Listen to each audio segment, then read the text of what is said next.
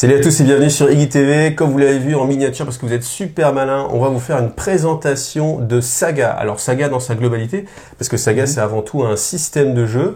Donc je suis avec Béranger, et puis comme j'aime bien mon générique, on met le petit générique, et puis après on parle de Saga.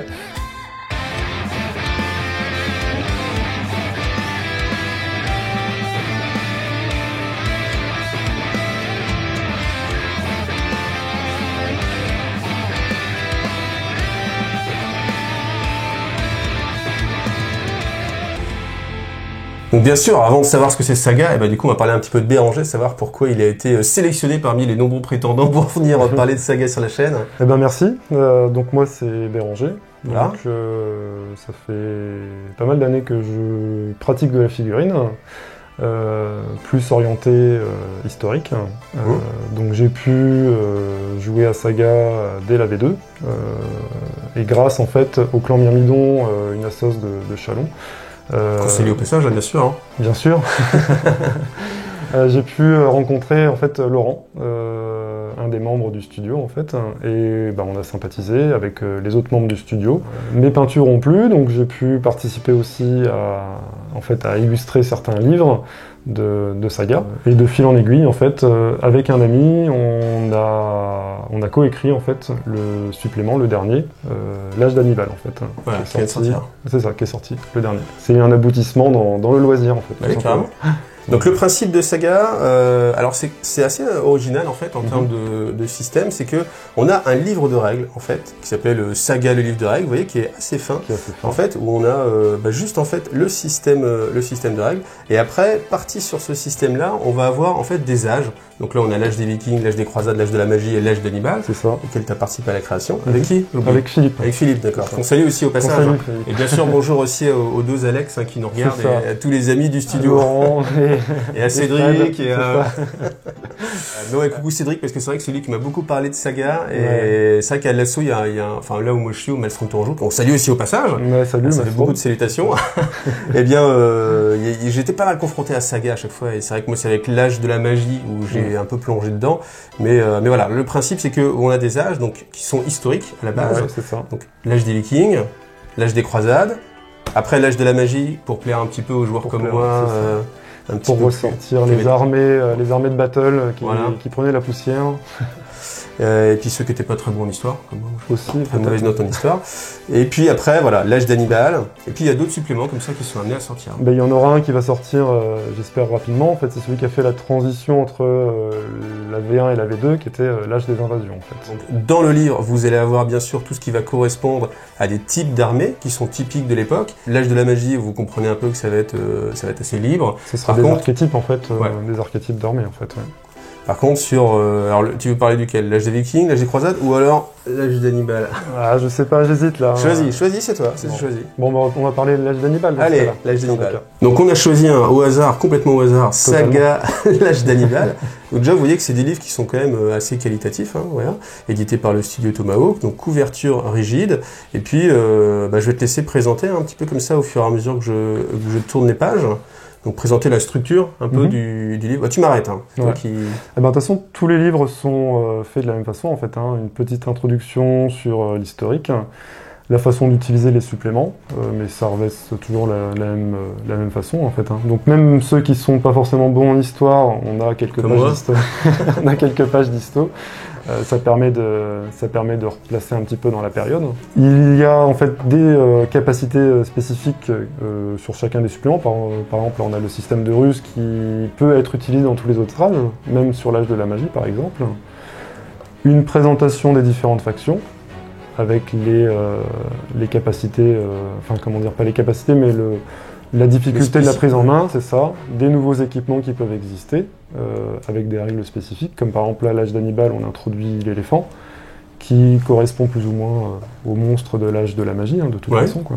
Oui, ça, c'est que chaque supplément va apporter en fait son petit sel, en restant sur une trame globale qui est toujours la même. En fait, on sait jouer à un des âges, on sait jouer à tous les âges quasiment. Voilà, c'est ça. Il y a juste des petites particularités pour refléter, bien évidemment, soit la réalité historique. Chacune des factions, c'est ça. Voilà.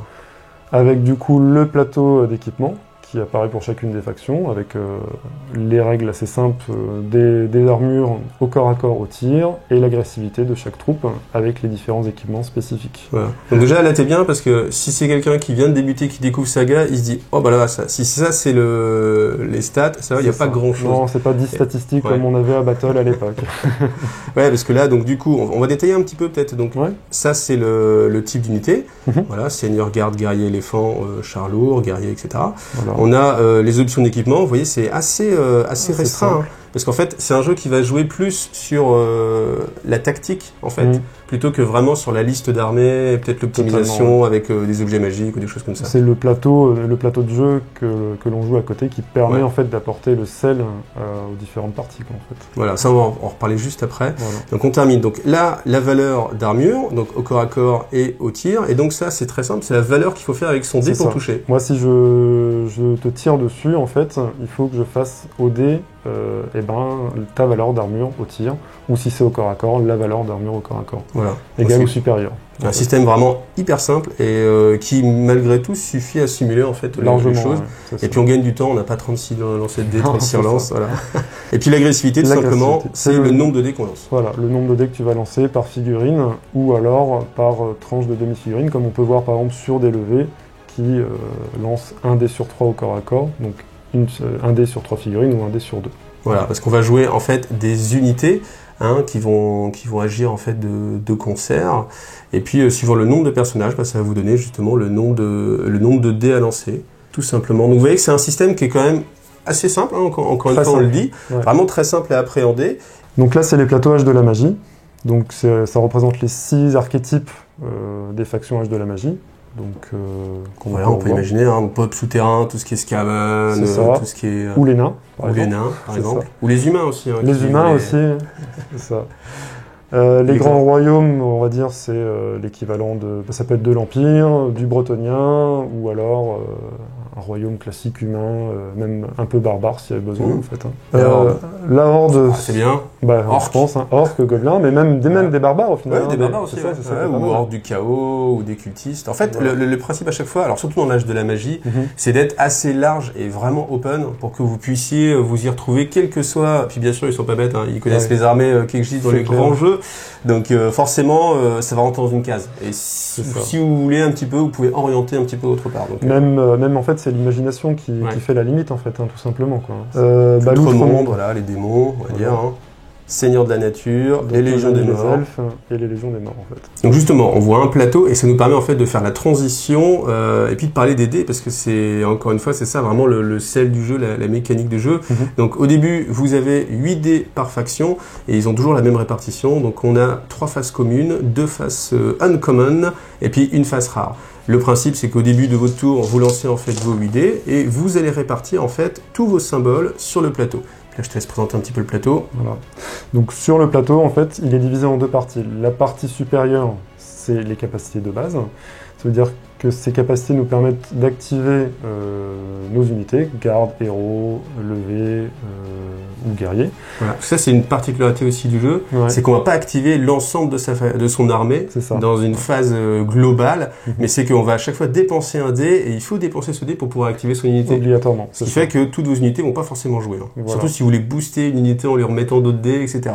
Et ça veut dire qu'on peut activer plusieurs fois la même unité si on a besoin, sans problème. Et ça, c'est encore une fois une grosse particularité. Et c'est, comme on disait tout à l'heure, c'est pas dans les statistiques que ça va jouer, mais c'est vraiment dans les choix que chacun va faire pour dire, bah tiens, à ce moment-là, j'ai besoin de booster, mais ça veut dire que je pourrais pas activer. Voilà. Et ça, c'est vraiment le choix où on peut déjà y passer du temps quand on débute. Je rappelle qu'au début, alors c'est vrai que quand on joue au début, on est un petit peu perdu parce que là, tu fais, attends, j'ai envie d'activer ça. Ah oui, mais j'ai envie de déclencher ce pouvoir. Ah oui, mais j'ai plus de symbole pour activer telle unité. C'est ça qui est assez compliqué en fait au début, mais après, ça arrive assez rapidement en fait. Mais c'est souvent ce qui va plaire en fait dans Saga, c'est que si vous jouez à Saga, c'est parce que vous adorez en fait ce système de tableau. Ouais, largement. La deuxième partie du plateau, là, c'est où on a la plus grosse spécificité de l'armée, c'est des capacités avancées. Donc celles-ci seront utilisables qu'une seule fois, la plupart du temps en fait, et elles ont des cadencements en fait qui nous permettent de les faire. C'est-à-dire que c'est pendant la phase d'activation, pendant une phase d'ordre, pendant une phase de corps à corps ou pendant un tir. Donc on ne peut pas se servir de certaines capacités. Si on tire, on ne peut pas se servir d'une capacité de corps à corps par exemple. Forcément. Voilà. Et donc on doit dépenser les dés posés sur le plateau. Alors après, ce qu'on peut dire peut-être, c'est que quand on a plusieurs symboles, ça veut dire qu'on peut mettre soit l'un, soit l'autre. Par contre, quand vous avez le petit symbole plus, vous avez fait des maths quand même, un minimum. Normalement. Normalement, donc vous avez compris qu'il faut mettre les 2 dés ensemble pour déclencher en fait la capacité. Et puis, bien évidemment, les pouvoirs les plus intéressants ou les plus forts, eh bien, nécessitent d'avoir eu un petit peu de chance en fait sur les dés.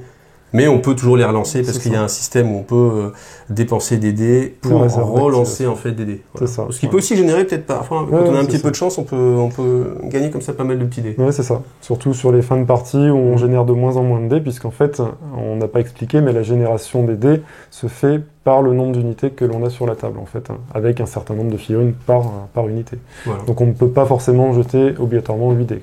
Alors, je vais encore vous dire que Saga a une spécificité, c'est justement dans la façon dont on va choisir en fait son armée. Et je dois dire qu'ils ont été à l'essentiel. Et ça, c'est je trouve une qualité des studios Tomahawk. Souvent, quand vous jouez, par exemple, je ne sais pas, imaginons Age of Sigmar, voilà, vous allez jouer en format 2000 points. Voilà. 2000 points, c'est beaucoup. En fait, au final, on va aller gratter des tout petits points. Il n'y a pas souvent de choses qui coûtent 1 point. Et là, en fait, le principe fondamental de Saga, c'est que quand vous choisissez en fait votre liste d'armées, on joue en général à 6 points. 6 points. Voilà. 6 points, vous dites, oula, je mets pas grand chose. Mais c'est ça qui est intéressant justement, c'est que une unité ici vaut 1 point. Donc, qu'est-ce qu'on va avoir comme type d'unité, quelles que soient les armées. Après, bien sûr, ça peut être des squelettes, ça peut être des paysans ou quoi que ce soit. Donc, on a le type de guerrier levé. Voilà, donc ça représente vraiment le bas peuple, hein, les guerriers faibles. Ça vaut 1 point pour un nombre de figurines qui est de 12, c'est ça. Après, on a une troupe plutôt intermédiaire, les guerriers, qui eux aussi valent 1 point pour 8 figurines. C'est ça. Ensuite, on a les gardes, donc là qui sont montés, en l'occurrence, mais ça peut être aussi des gardes d'élite, gardes royaux, etc., qui eux valent aussi 1 point. Le seigneur, vous le jouez toujours, donc il est gratuit. Il est gratuit. Voilà. Ça c'est malin, on va à l'essentiel, ça fait plaisir. Puis après, je vous montre, là vous avez l'éléphant, donc ça c'est assez particulier, c'est justement ce qui va différencier chaque âge, où on va avoir, l'éléphant en l'occurrence, il vaut 1,5 point, donc du coup il en faut 2 pour faire 1 point. Il y a aussi moyen d'avoir un petit peu de souplesse, de retirer en fait quelques levées pour aller chercher une petite créature en plus. Souvent il y a des petites optimisations à faire comme ça, mais ce qui fait le charme en fait du jeu, c'est que c'est pas en fait dans telle armée, par exemple dans les morts vivants, la troupe elle est forte parce que pour un nombre de points donné elle a tant d'attaques, etc. Là on part du principe qu'un humain, on va dire un humain, ça reste un humain, donc il va pas y avoir quelque chose de vraiment extraordinaire comme différence entre des guerriers entraînés à gauche, des guerriers entraînés à droite. On va partir du principe, et moi ça me paraît assez cohérent, que si c'est des soldats entraînés, ils sont pas forcément vraiment beaucoup moins bien que d'autres soldats entraînés. Ils n'ont pas accès à des équipements qui sont complètement délirants par rapport à d'autres. Et c'est cet équilibre global, je pense, qui est vraiment assez plaisant aussi à Saga. Donc on n'est pas figé par contre dans la création de liste, c'est-à-dire qu'on dépense 1 point pour avoir ces 8 guerriers, mais on peut les jouer séparément, 4 guerriers et 4 guerriers. L'avantage, c'est que le fait de séparer des unités permettra de générer plus de dés Saga. L'inconvénient, c'est que par contre, quand tu déclenches un pouvoir, c'est sur une seule unité. C'est ça. Donc moins de figurines qui vont bénéficier du pouvoir. Et en plus, au niveau de la génération des dés Saga, un garde tout seul pourra toujours générer un dé Saga. 4 guerriers généreront, donc dès qu'on passe en dessous de 4 guerriers, donc 3 guerriers, on ne génère plus de dés Saga. Et les levées, c'est en dessous de 6 levées que l'on ne génère plus de dés Saga. Donc c'est intéressant de multiplier les unités. Mais par contre, dès qu'on commence à tomber en dessous du seuil, on ne génère plus de dés Saga et on ne peut plus activer son armée, et là, elle reste... Parce qu'après, l'adversaire qui est malin, ce qu'il va faire, c'est que s'il voit 4 guerriers, il va en shooter un, puis après, il se dit déjà, ça fait un dé Saga au moins, et quand vous n'avez plus de dés Saga pour activer vos unités... C'est compliqué. C'est compliqué, ouais. C'est ça. Alors après, comme Saga a toujours de bonnes idées, du coup, on s'encombre pas non plus de mètres pour mesurer. En fait, il y a tout simplement des distances qui sont génériques. Donc vous voyez, vous avez la petite, la très petite, la small, la medium, et puis la longue. Et en fait, c'est simplement ces distances qui sont directement matérialisées. Donc ça évite aussi de se prendre la tête avec des petits pouces en plus, etc. Vous voyez, c'est un jeu qui, encore une fois, va vraiment à l'essentiel. Voilà. C'est je veux déplacer mon unité de guerrier. On pose la figurine, elle prendra la place au bout, et après les autres vont arriver au bout de celle-ci. Voilà, directement. Voilà. Donc l'infanterie bouge de M, sauf sur des terrains spécifiques qui ralentissent le mouvement, donc qui vont être de C. La cavalerie, elle, bouge. Alors il dit C, L. c'est un S, hein, mais c'est parce qu'il veut dire court. Court, c'est Ouais. ça, oui, parce que là c'était en anglais. Non, parce que tu sais, il y a des gens, ils sont pointilleux. Hein. Les mecs, Ah, ils l'auraient oui, remarqué. Ils l'auraient remarqué. Là, on vient de, Là les commentaires... on vient d'enlever 10 commentaires. Là. Ah, là. Et donc, la cavalerie bouge de L pour le long. Donc on va vous présenter un petit peu comment se passe la structure d'un tour. Donc j'ai lancé mes dés en fonction des unités, voilà, j'ai calculé, j'ai arrondi. Ensuite je répartis mes dés et puis je vais directement avoir la phase d'activation, donc c'est-à-dire que je vais jouer tous mes dés sur mon plateau avec les unités et après je passerai la main à mon adversaire. Voilà. Donc là en l'occurrence, écoutez, des petits archers qui sont prêts à envoyer des petites flèches, hein, juste à côté. Donc je vais dépenser un dé, on regarde qu'on est à portée L, donc là voilà, il suffit de mesurer, on peut mesurer tout le temps, on est entre gentleman, et puis tout simplement, comme la valeur d'agressivité au tir est de 1,5 pour l'élever, voilà, donc on a 12 figurines encore pour l'instant, ça fait 6 dés à lancer, et on va essayer d'égaler ou de surpasser en fait l'armure tout simplement de la figurine sur laquelle on tire. C'est voilà. ça. Et après on fait un petit peu de corps à corps peut-être, parce que pendant qu'ils se font tirer dessus, les autres les prennent à revers. Voilà, c'est ça. Donc de la même façon que pour le tir, on utilise un dé pour activer donc la dégarde. On mesure, savoir s'ils sont à portée, donc les cavaliers chargent à elle. Tout le monde est à portée. On déplace. On contacte. Alors, il y a une petite règle de cohésion d'unité, Voilà. histoire de dire, on ne va pas trop rentrer dans le On détail. va pas rentrer dans le détail, mais oui, la cohésion d'unité est assez importante en fait. Est-ce qu'ils vont répondre, les petits vikings au milieu? Est-ce qu'ils ont le droit de répondre? L'avantage en fait à Saga, c'est que les combats sont simultanés. C'est-à-dire que je vais lancer mes dés pour mes cavaliers, mais toi tu vas lancer tes dés pour tes guerriers, on va taper et on va faire les pertes simultanées en fait. Voilà, donc il n'y a pas quel est l'avantage en fait du coup de la charge? C'est de frapper là où tu veux? C'est ça, de mais il n'y a frapper pas où tu veux. l'avantage de je vais dégommer tout le monde et puis Non, les gars étaient en plan et puis une fois que tout le monde est mort, ils font en fait on va peut-être peut-être se défendre. Voilà, non c'est ça. Après il y a des équipements spécifiques qui donnent l'avantage à la charge, donc c'est ça aussi qui est important en fait. Donc on va vous présenter comment se passe le corps à corps. Donc moi j'ai mes 8 guerriers qui vont lancer chacun un dé, donc 8 dés. Il faut simplement que j'égale ou je dépasse. C'est ça. C'est encore mieux, ça revient au même, mais c'est Encore encore mieux, mieux c'est pour le style. La valeur, donc la valeur des gardes, armure 5, donc il faut que je fasse du 5+. Directement je lance et je fais, c'est pourri. Très pourri. C'est très pourri, mais il y en a quand même un. Il y en a un. Et ça fait le café. Et à ton tour, donc c'est simultané, hein, on va pas enlever les pertes. Voilà. Donc toi la petite particularité c'est que tu as agressivité 2, donc tu vas lancer 2 dés par figurine, donc autant que moi, 8 dés. Voilà. Et moi mon armure est à 4+, donc du coup il faut que tu fasses des 4, ce qui est un peu plus simple. Voilà, c'est ça. Ce qui est beaucoup, ouais, 3. On pouvait attendre mieux quand même. C'est ça. Un petit peu décevant. Hop hop hop hop hop hop. Il y a des sauvegardes, Saga, non? C'est vrai, on a oublié. Ouais. C'est Alors ça. comment ça se passe les sauvegardes? Donc sur un 4 ou plus au tir ou un 5 ou plus au corps à corps. Tout simplement. Voilà. Voilà. Quelle que soit la figurine, quelle que soit l'unité. Voilà. Il faut garder les figurines au contact du corps à corps. Donc on retire déjà celles qui sont le plus long du corps à corps en premier. Je te laisse retirer ton garde aussi, Moi, hein, ça je me fait retire un plaisir. garde. Et vu qu'il y a eu plus de pertes de ton côté, tu vas reculer d'une réglette de S. Voilà, ce qu'il faut savoir aussi, c'est que si vous avez lancé un corps à corps et que vous avez perdu, c'est vous qui allez reculer. Et en cas d'égalité, je crois que c'est bonus au défenseur, hein, si je dis pas de bêtises. Si tu lèves les boucliers. Ouais. C'est-à-dire que... Donc là, la petite particularité aussi, c'est que on ne reste jamais dans un corps à corps. Il y a toujours un résultat, il y a toujours un gagnant quoi qu'il arrive, et une unité qui va se désengager pour pouvoir se refaire charger derrière. Voilà. Donc on peut pas se mettre bien au chaud au corps à corps en espérant que Non, on pas se du fasse tout. pas tirer dessus. Donc, encore grosse spécificité à Saga, c'est la fatigue. Donc, à la fin d'un corps à corps, on met un marqueur fatigue sur chacune des unités, puisque le corps à corps a été épuisant. Tu peux. Alors, ces marqueurs fatigue, en fait, déjà, on ne peut pas dépasser le nombre de 3, sauf cas spécifique sur certaines figurines. Et ils pourront être utilisés par l'adversaire pour booster, diminuer une armure, booster une armure, ce genre de choses, Booster ses réduire GD, un etc. mouvement, annuler une activation, pour pas mal de choses en fait. Voilà. Donc c'est ça qui est aussi assez intelligent dans le jeu, c'est que l'adversaire va profiter en fait, et il y a un moment donné où, bien sûr, la fatigue ça vous embête, et tant que vous avez de la fatigue, vous pouvez pas vous réactiver. C'est ce qui empêche aussi, peut-être pour certains qui ont commencé à se dire, ok, je prends une belle unité, un beau dragon, etc. Elle va faire le Et tour je de vais la table. l'activer, ouais, elle va jouer comme d'autres jeux, comme Affinity par exemple, ce genre de Voilà. choses. Là, il y a cette limite de 3, et en fait, donc première activation c'est gratuit, pas de fatigue. Voilà, c'est ça. Deuxième activation, vous Une prenez une fatigue. Si vous êtes en plus dans un corps à corps, vous allez reprendre une fatigue, vous êtes à 3, Voilà. de fait, vous pouvez pas être réactivé. Voilà. Et le choix qu'après à l'adversaire, c'est se dire, est-ce que je vais utiliser cette fatigue pour pouvoir améliorer mes jetés de dés, au risque que lui, ça l'arrange, parce que du coup, il se retrouve défatigué, entre guillemets. Moins de fatigue, c'est ça. Voilà, et du coup, peut-être même le réactiver, pourra plus facilement l'activer au prochain tour. C'est ça. Donc ça, c'est vraiment une grosse subtilité, et je pense que c'est là où les bons joueurs font la différence. C'est ça, c'est ça. Après, la fatigue, on peut aussi la perdre par nous-mêmes en nous reposant. Donc, c'est-à-dire qu'on va activer l'unité et pour un repos, donc elle va rester sur place et on retire un marqueur fatigue. Donc du coup, c'est la seule façon de retirer les pions fatigue, hein. C'est de par l'action de repos. C'est-à-dire que même votre unité, vous allez être obligé de la réactiver derrière si vous l'avez un petit peu surmené. Et c'est ça qui est assez réel en fait, c'est que si on demande beaucoup à des guerriers, à un moment donné, il faut le payer et le double move que vous avez fait, du coup, il faudra le payer par 3 points d'activation. Donc voilà, ça s'équilibre comme ça. Donc voilà, on vous a présenté un petit peu les mécanismes vraiment généraux, mais après, ça va pas beaucoup plus loin en fait. Hein. C'est vraiment le charme de Saga, c'est qu'une fois que vous maîtrisez bien ça, votre tableau, le tableau des fatigues, vous pouvez jouer ce que vous voulez. Et puis après, les spécificités de chaque faction, vous les trouvez dans les bouquins qui correspondent.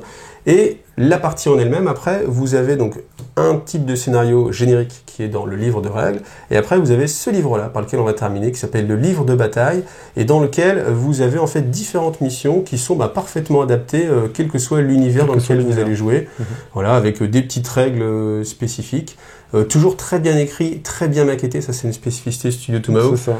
Je le dis parce que vraiment, quand on lit les publications, moi je lis pas mal de publications, vraiment il y a un petit charme, et je le dis pas pour Alex, hein, même...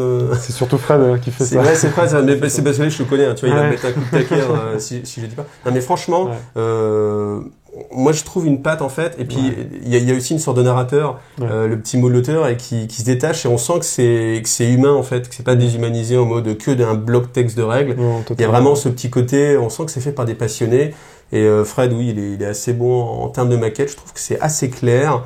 Et voilà. Et donc du coup, vous avez tout plein de petits scénarios, on va y aller parce que j'en parlais, qui sont assez détaillés et qui permettent de changer. Voilà, si vous avez envie de changer du classique, on se tape dessus, tout simplement. Écoute, Roger, t'as un dernier mot à rajouter? Non, je pense qu'on va voir tout à l'heure ce que ça va donner.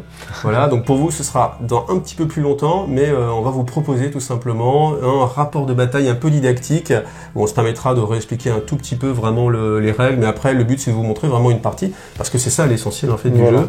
Donc, on jouera à l'âge de la magie, et non pas à l'âge d'animal. Merci en tout cas à vous d'avoir aidé ces vidéos, j'espère que ça vous a plu. Vous avez les liens dans la description. Merci à Béranger. Merci à toi. Et à une prochaine. À une prochaine. Salut à tous. Salut.